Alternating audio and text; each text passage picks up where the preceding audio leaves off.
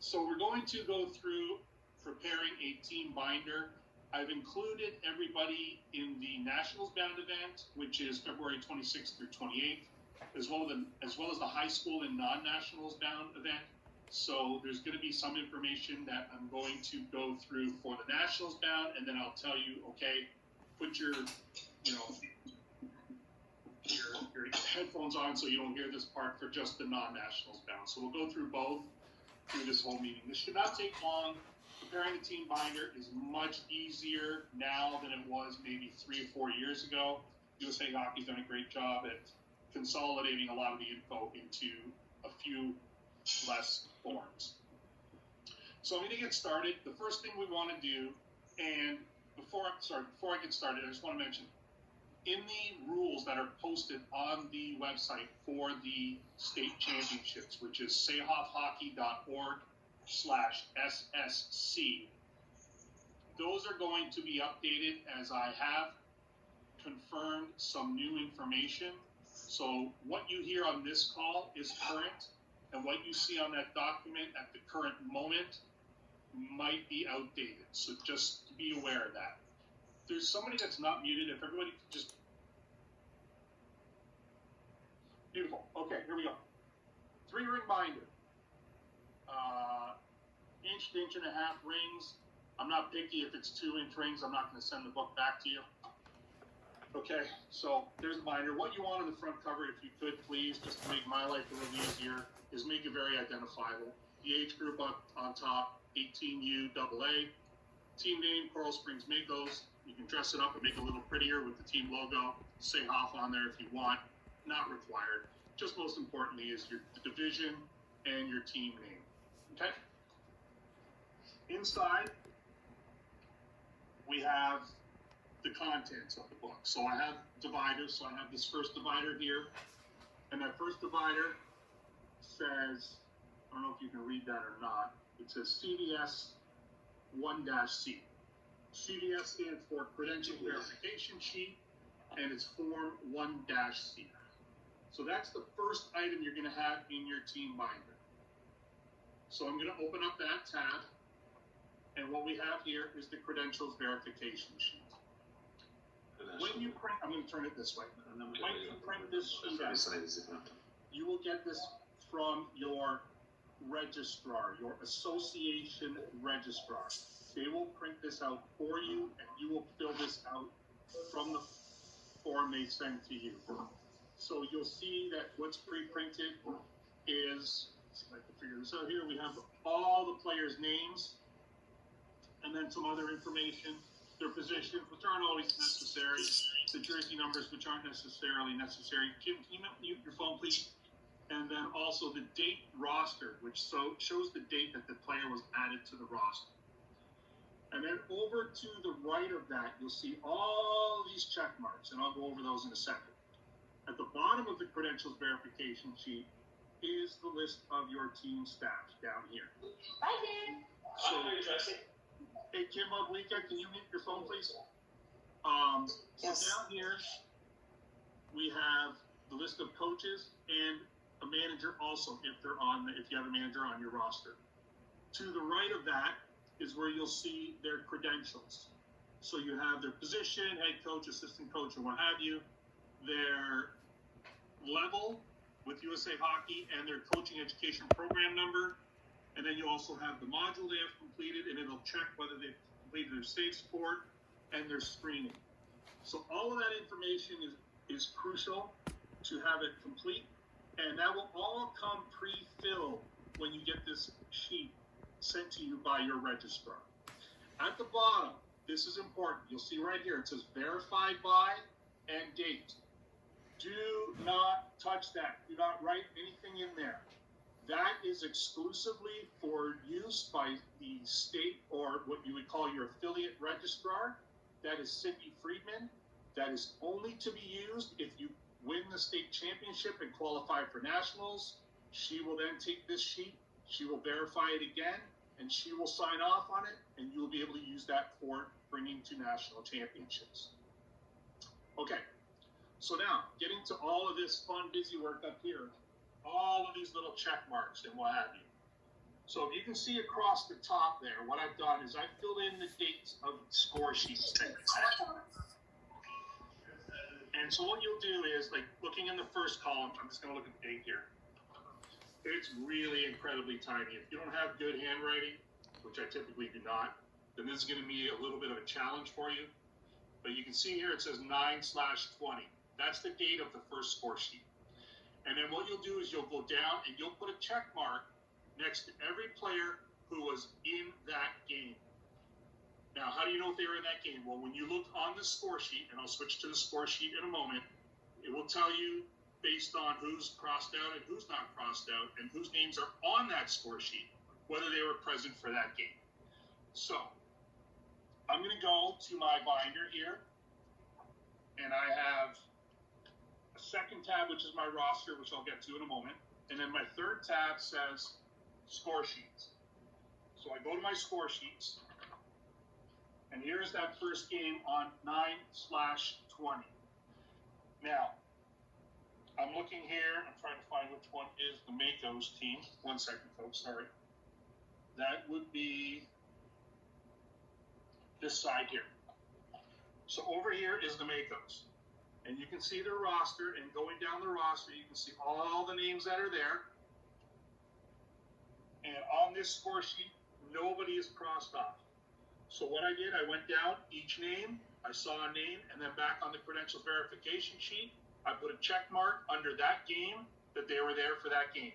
So all the players listed here, not checking so going back to the credential verification sheet, it doesn't necessarily mean you're putting a check mark in every player's name. Because if that game was played on 9/20, and if you have a player that was rostered on 10/1, like, for instance, the second player on this list, William Bachman. If you can see him on there, I'm trying to do this in a reverse look here.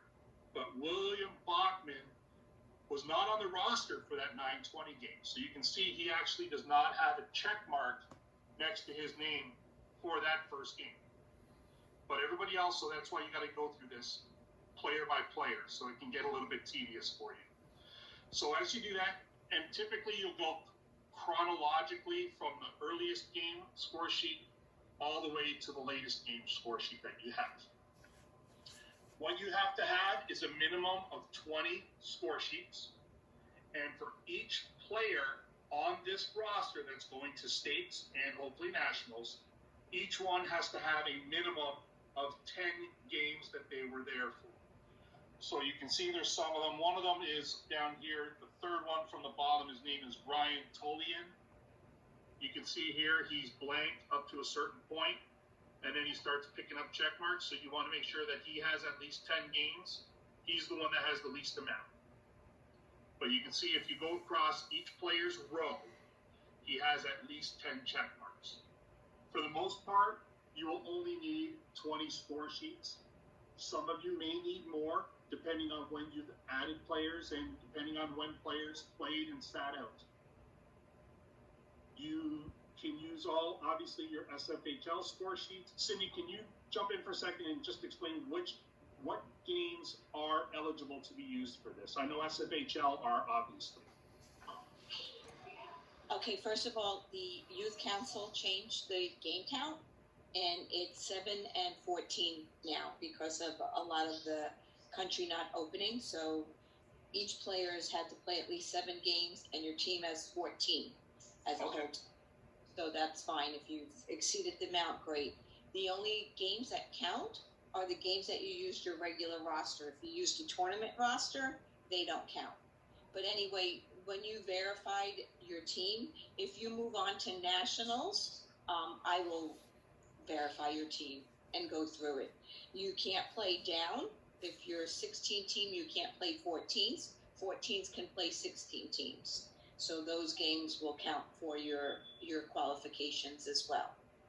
So if you're a 16 team and you play a scrimmage against the 14 team, it will count for the 14 team, but it won't count for the 16 team. Exactly. Okay, great. Yes.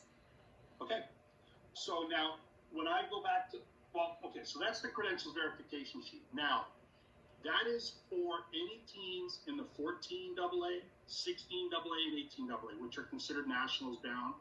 I believe the high school also has to fill it out this way. Did they knock the high school numbers down, or were they already lower, right? They're only a 5, 10. A 5 and 10? Okay. Plus the credential sheet should come from their program registrar. Yep. Because it will have the date when the player was rostered, and hopefully it'll have their numbers and their positions on it, so it's easy to verify them. Okay. All right, so that's the credentials verification sheet. Now, for those of you that are not nationals bound or not high school, I'm going to show you a different one that is just for single A and also 10 AA and 12 AA, because you're not nationals bound. You don't need to fill it out quite like this. I'm going to show you. This is a different team. This is the 14 and under A CFHC Bears team that I used. I'm able to get a pretty a roster or a CVS pretty quickly from them. So what you'll see here is a credentials verification sheet for that team. Because they're not nationals bound, we tried to reduce the workload on the managers for the single A or the non-national bound teams. So if you look at that, the form looks exactly the same, except for the information that you have to fill out. And I'll bring it in closer for you.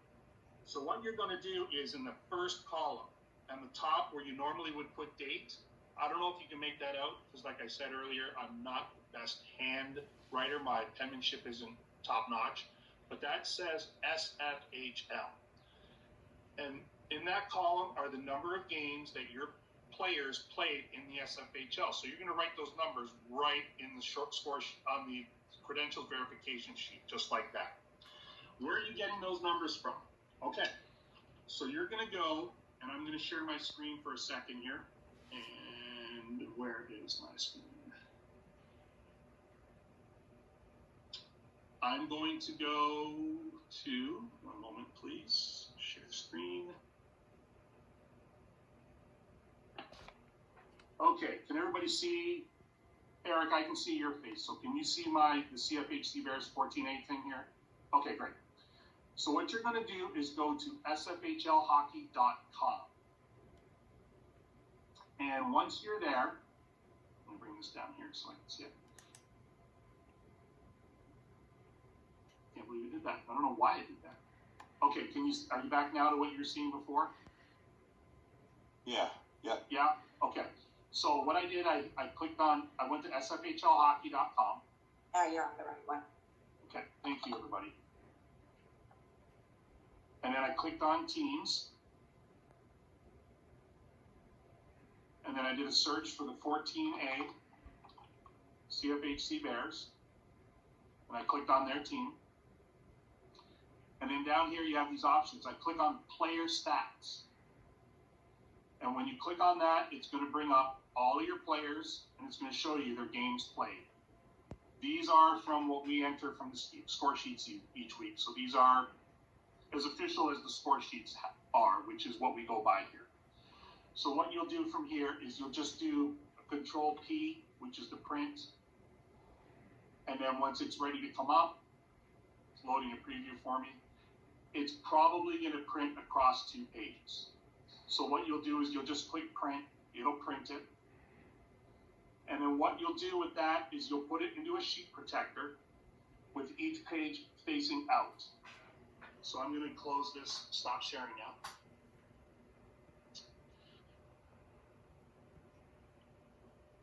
And so what you'll do is, like I said, where do I have it? I don't have it, but.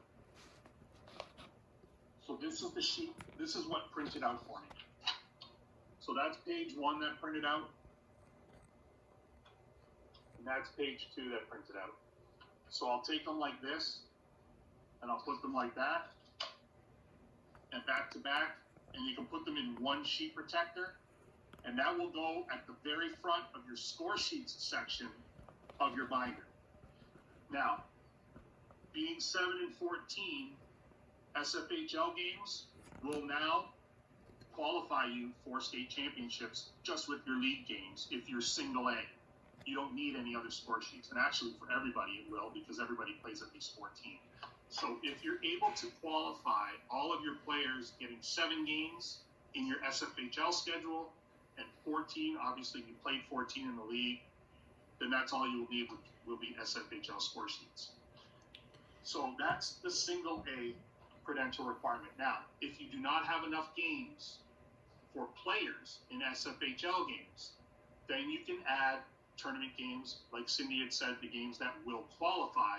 You can add them to your score sheet section, and then you would add them to the credentials verification sheet, beginning in the next column here, and then going across this way, filling out the rest of the sheet. Hey Jeff, I have a question. Yeah, I was gonna say, I think I covered everything with this, but go ahead, Tim. And it might be more for Cindy, but so we had a player that joined us, you know, kind of mid-season, obviously before December 31st. But if we have a bunch of games up front, once I get to the 7 minimum for each of those other kids, can I skip a bunch of games and then add in when the new kid started and his 7 games, so we all get to that 7-game minimum as a player? Yep. You can just pick whichever games get you to 7 and 14, and you only have to do 14 games. Perfect. Thank you. Yep. Yeah, doesn't matter how you got there or what date you got there, as long as you got there. Yep. Okay. So that's the single A requirement, so everybody else can put their ears back on now. So I'm going to bring the binder back just to show you what I've done with the rest of it. So we have our binder going back. So again, the first tab is my credentials verification tab. And behind that is the credentials verification sheet. Okay? Then after that, I have another tab. On this tab, it says roster 1T. That's your official roster. So behind that, I have the USA Hockey roster. Okay? Now, I'm going to give you a little tip here that I had to go through 2 sheets of paper before I realized it. One reason you put them in the sheet protector is to protect the sheet of paper. The other reason that I don't know if this is the reason or not, but this has come up to be a reason for me is when you 3-hole punch these rosters, it punches a hole through some of the names. But with a sheet protector, you don't need to punch holes in your sheets. So don't punch holes in your sheets, especially this roster. Because when you do, you can see if you follow that across, that's going to cut off the last name of some of these people.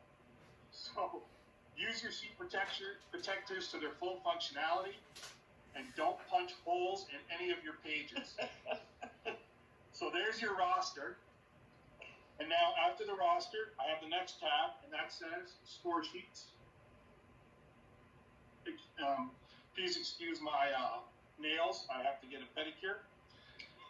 So after the score sheet, here are all of my score sheets. Now, to save yourself some sheet protectors, you can put one score sheet facing this way, and in the same sheet protector, put the other one in the back of the sheet protector. So you have 2 score sheets per sheet protector. I like to have them so that they're facing that's all of them are facing tops in the middle of it. But if you want to do it the other way, that's fine too. Now, some things, again, like Cindy said, since we're only at 14, you can probably just use SFHL score sheets. But if you have to use score sheets from other leagues or tournaments, Cindy, you have to have on the score sheet, you have to have the date. You have to have the division, the age division that the game is. You have to have a time of game, I would assume. Do you have to have a venue, like a location? And Cindy's nodding what's yes. also important, obviously, is all the game stats that happen during the game. And you have to have signatures from the referees. And obviously, rosters. Is there anything I'm missing? So those are all the things that you have to have on a score sheet in order for it to be legitimate, to be qualified for the state and for eventually national championships. Do the ones you download on Blue Line Blue Line tournaments, that has all that stuff that's needed, correct? Of course it does. Perfect. So Also, when putting the score sheets into your binder, put them in the same order that they appear on your credentials verification sheet. instance Hey, here, Jen, I something. yeah, sure. Okay, sorry, it's Jenna with the Jacksonville Jets. Yeah, Jenna. 10U. My question is, and I know you kind of touched on it, I just want clarification. So if the new minimum is 14, that's all you want is 14, like you guys don't want any extra, or if I added all the SFHL, or you just prefer, I want the max we need and leave it at that? I don't want any extra. And for you, Okay. you should be able to get it with SFHL, and you just do one column. But like I said, if there's games that you need, because I know you did add some players towards the end, I think. No, or if players well, miss some games, and to get Yeah. to 7, then yeah, you can add Okay. another sheet. Yep. Okay, perfect, thank you.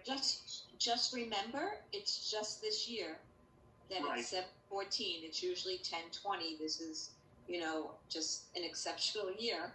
So just don't take that, into next year. Excuse me? Yes, Yes. Bianca, go ahead. So for the emergency goalie, he's only allowed 4 games. How does, he's not going to have 7 games, so. Emergency goalies can't participate in state championships. Oh, okay, so we don't need to add him to the list anyway. No. Okay, thank you. Okay, you're welcome. So here's an example of a score sheet from not SFHL. This is the Central States League. So I'm just trying to look at here and see. So up here, they have the division. You can see there's both rosters. The Mako's had a label for their roster, which is great. Down here is the referee signatures section there.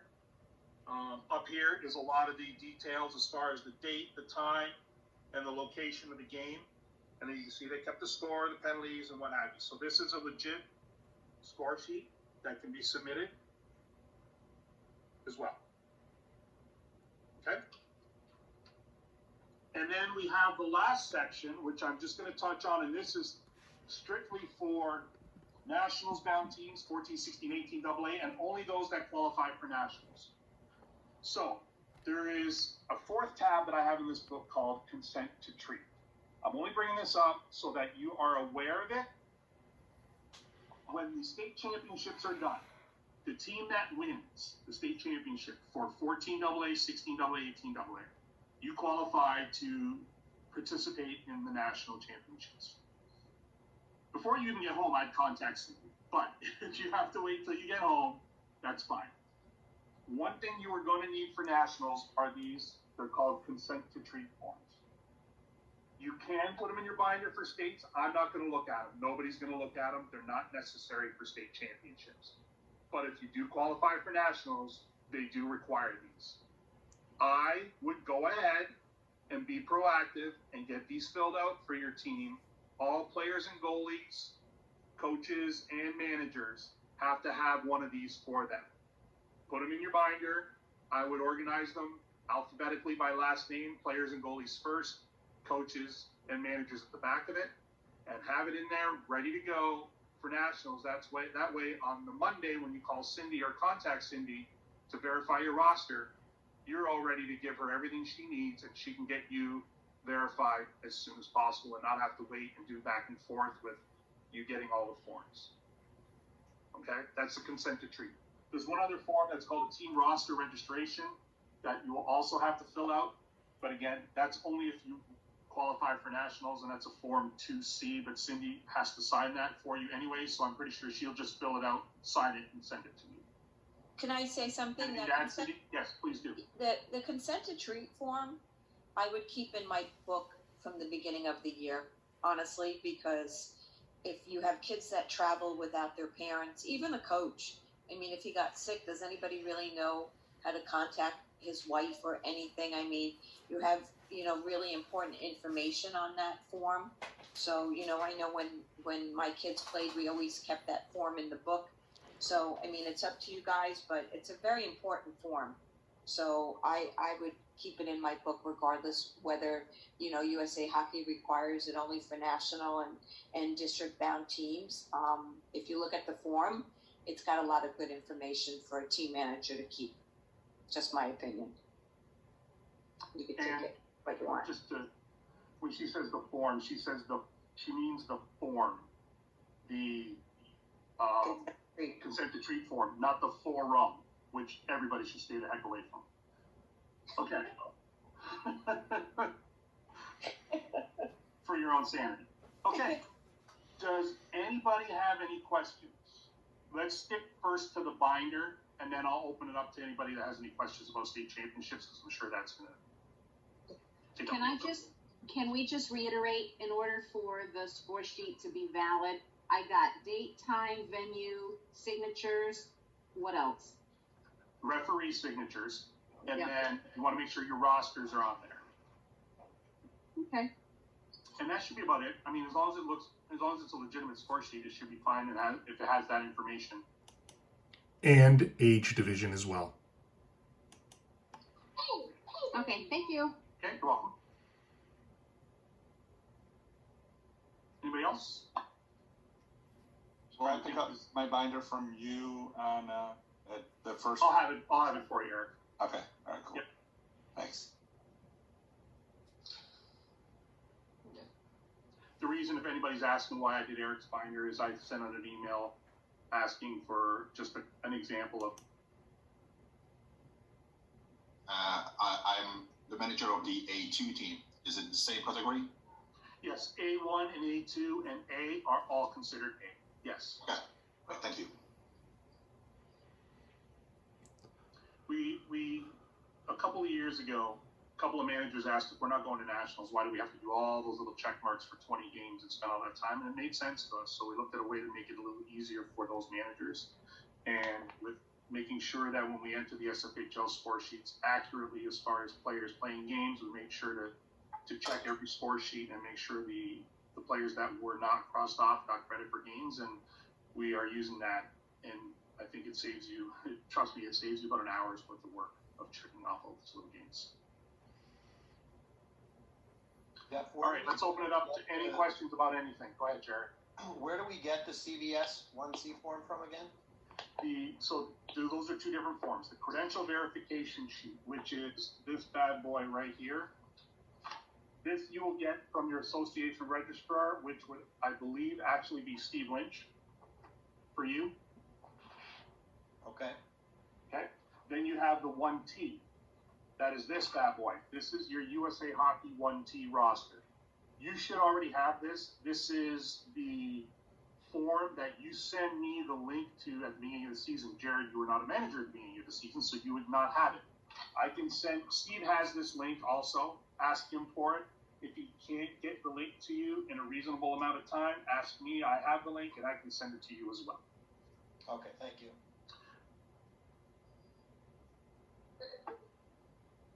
Valerie?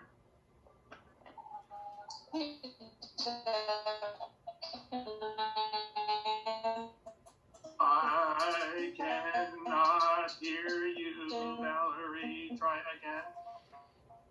Yeah. If we There you had go. a player injured, start of the season and then was out for an injury and then returned. Yep. Oh, Go ahead. Val, do you have a question?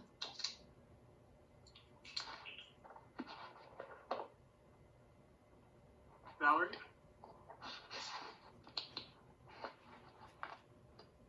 Okay, maybe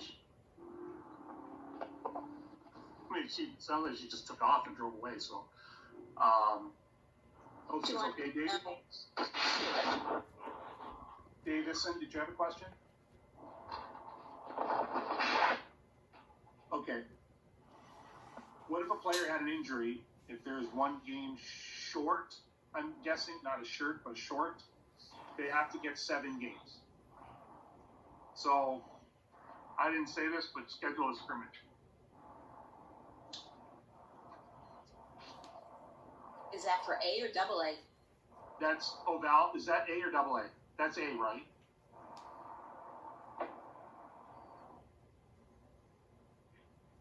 I think Val is, let me, 1 second, I have all my contacts here.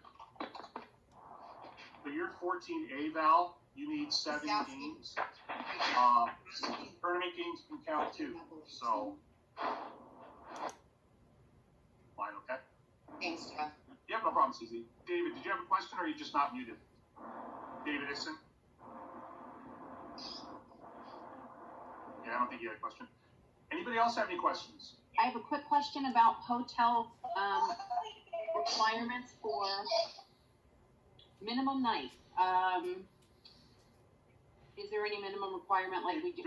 There's not a minimum number of nights. Okay. The schedules will be posted for 14, 16, 18 AA. The schedule is up, except the team names are not filled in. Although, if you go on the website for the state championships, you can kind of piece it together. The only reason I haven't put them in yet is because a couple of place teams are not finalized yet. But for the most part, they are. As far as non-national bound weekend teams schedule, that will go up. I'm just right now, 2 of the rinks I've gotten confirmation on the game times.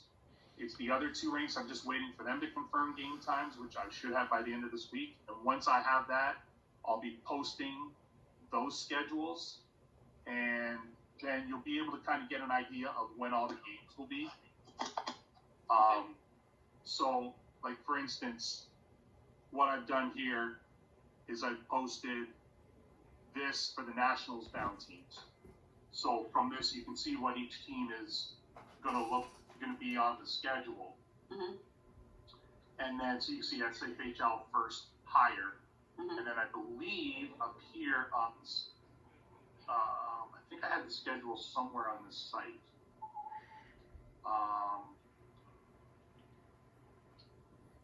Here it is. Can you see the schedule? Yeah, we're Okay. 10A2. Okay, but what I'm just showing you is an example of what's up there right now. So you can see SFHL wild card, SFHL third place, first of lower north, that kind of thing. So you can kind of correlate what I showed you earlier to that.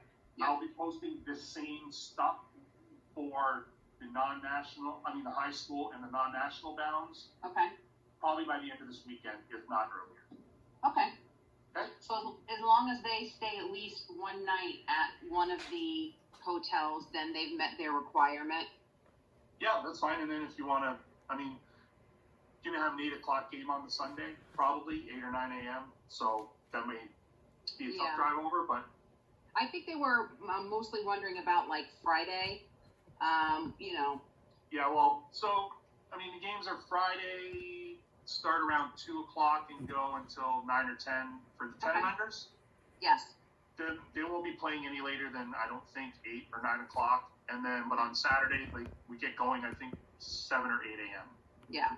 Okay. Because with the younger guys, we can't go till 9, 10 p.m. Right. So we gotta get going Yeah. early. So. Yeah, no, I said be prepared for early morning versus late in the evening, but this will kind of help families determine, do we stay Friday, Saturdays, whatnot. So, okay, that answers my question. No It minimum won't be night crazy requirement. early, but it'll be a little earlier.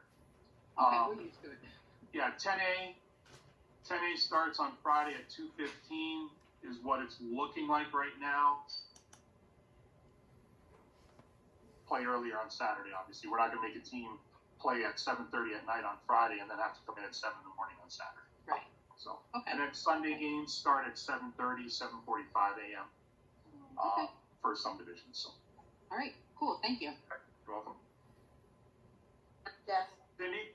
one other thing, for all the AA teams that move on to nationals, do not go buy airline tickets yet until USA Hockey secures all the sites. What's written in the annual guide has definitely changed. We'll hopefully know more by February 24th on what sites have changed and what venues have been secured. So don't go buy airline tickets if you win states. And you all know that the nationals have been moved till the end of April, first weekend in May. So don't do anything until we know for sure, and we'll send out an email with the new venues that they have secured. Good question here from Tori Baker. The goalies dressed for a game and they were present, sat on the bench for the whole game but didn't play. Does that count? Yes, it does. It does count. Yep. Yes. If a goalie is dressed and on the bench, yes, it does count as a game. Yep. That's why we we hope, we make sure that No, all the no, coaches just know, being on don't the cross bench, them off that if you're not counts as a playing. game. So,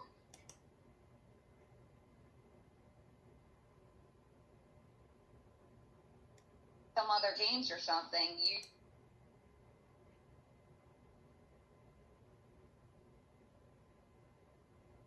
as far as the other sites, I'm pretty sure for the, I'm trying to remember where it is or where they are. 12A is at Panthers Ice Den. Those, I believe, may need waivers, but I'm not sure. 10AA, 12AA is RDV. I don't think they're going to require waivers. 10A is at Wesley Chapel, so same as the Nationals bound. And 14A, 16A is at Hertz, and I don't believe they're requiring waivers to go in. So I will say this, folks. Please, again, you know I'm going to say it. I'm going to say it about a million more times, I'm sure, before the end of the weekend. Wear your masks, please. Don't give us a hard time. The question about waivers was, will we have to have waivers signed for state championships to get into the rinks for games, as some facilities have required? And the answers were what I gave. So that's why I'm pausing, just to clarify what those waiver requirements may or may not be. Don't make us have to throw you out of the facility. We don't want to have to do that. But it's something we have to do to be able to get through and play these games and, you know, be able to play. We're playing hockey. I think that doesn't go for 50% of the country. So I know you've heard this a million times. Be happy we're playing hockey, and I get it. I don't like to wear it either, but we have to do it. These facilities are privately owned. They're well within their rights to force the wearing of masks in their facility, and we are guests in their facility and should act accordingly. And that's, I wish I could say that's all I'm going to say on the subject, but I know it's going to come up a million more times. But wear your masks, and please don't give the rink staff a hard time, and please don't give my staff a hard time. We've got enough going on with having to deal with, people giving us a hard time over something we're just, you're going to get a hard time about if you're not wearing it. So, spectator limits, I'm sure that was going to come up, and I'm going to communicate on that as we get closer to the events, because each site will have a little different limit, or they'll have their own take on what it's going to be.